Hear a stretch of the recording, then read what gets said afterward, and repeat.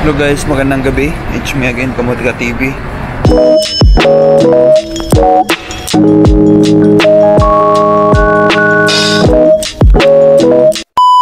Ayan, don't forget to subscribe sa YouTube channel ko. Sa mga hindi pa nakapag-subscribe dyan, ayan, subscribe na at thank you in advance. Ayan, kumusta lahat? Shoutout. And ayan, thank you so much sa mga nakasubaybay. Sana may natutunan kayo sa mga video ko. And may mga katanungan dyan, comment lang at sasagutin natin.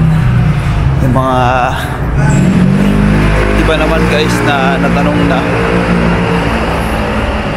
yung iba kasi guys di ko na sinasagot kasi may mga video na ako doon na sinagot ko na yung mga tanong na yun na natanong na rin ng iba.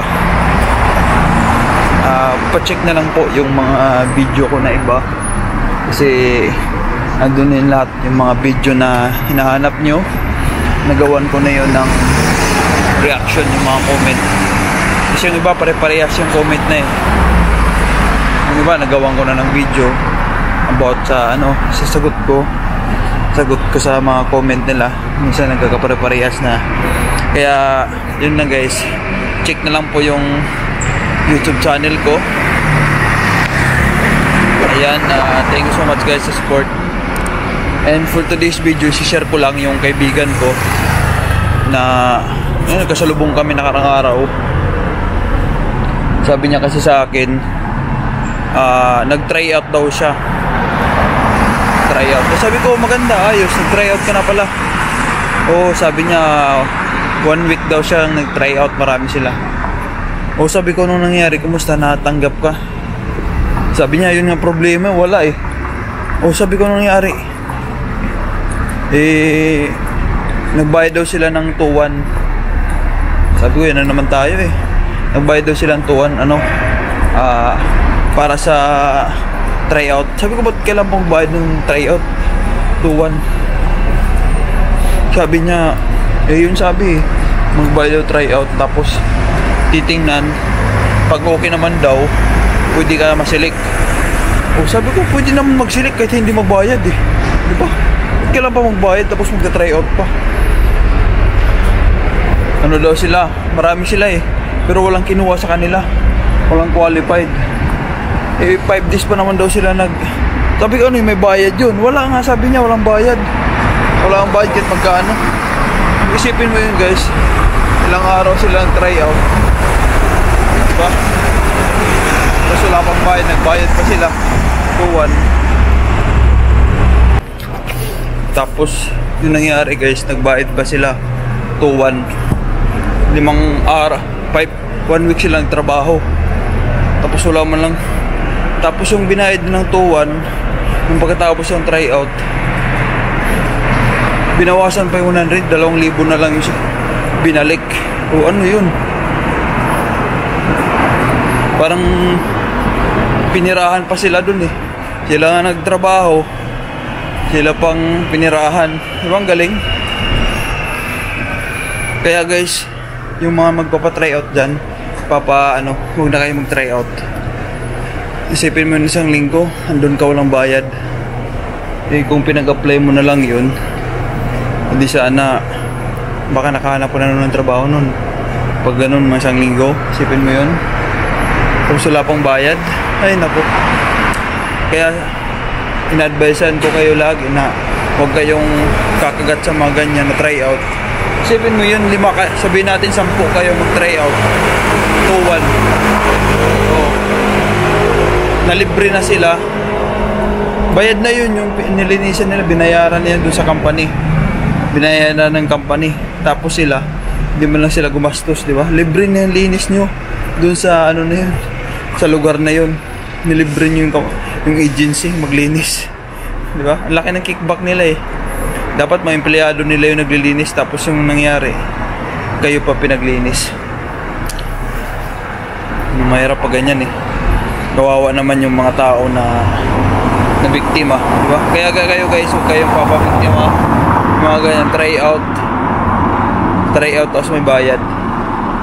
Yung legit yan guys,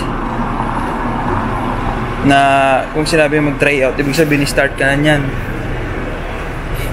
Yung dito kasi sa Macau, yung legit, magta-try out ka lang pag may green chop ka na.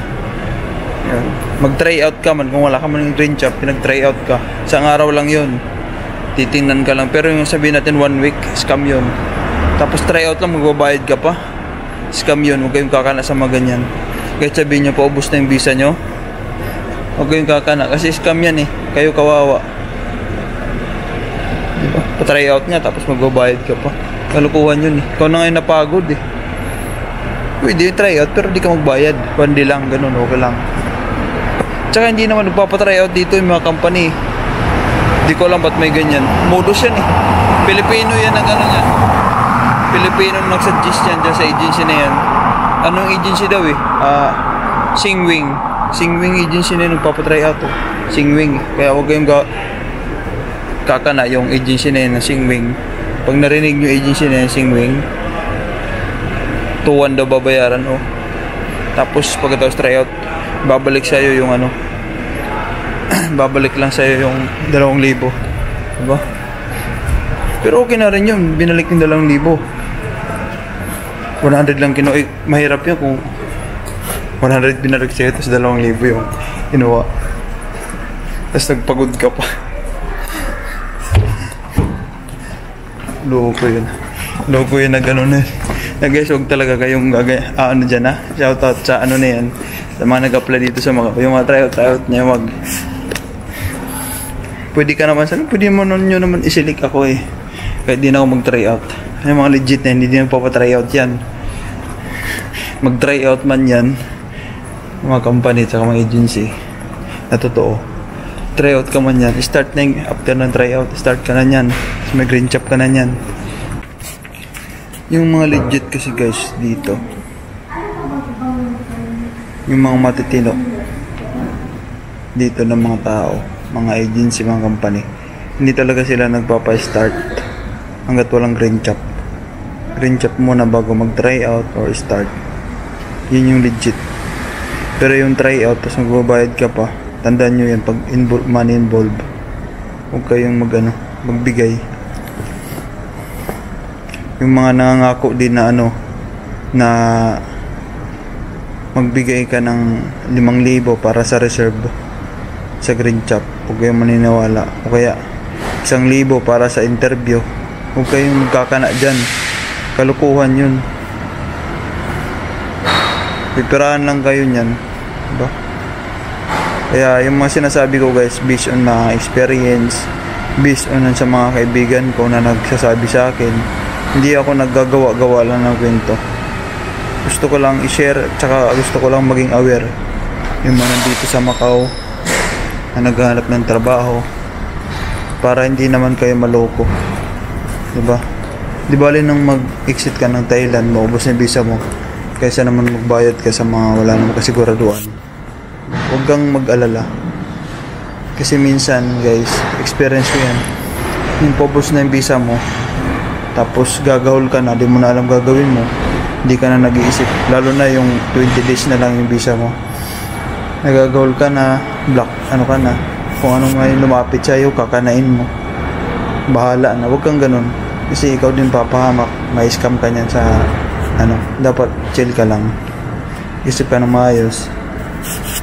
Tsaka pag mga ganyan na pera agad, wala pang interview, wala pang ganito, pera agad yung hinihingi, negative yan, huwag mo nang ituloy yan, scam yan, diba?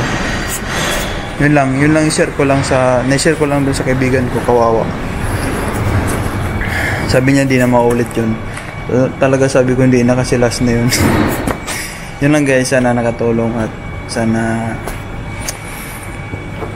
yun nga, may natutunan kayo sa pag-share ko ng mga situation na hindi naman dapat tularan. Yun lang guys, and thank you. God bless.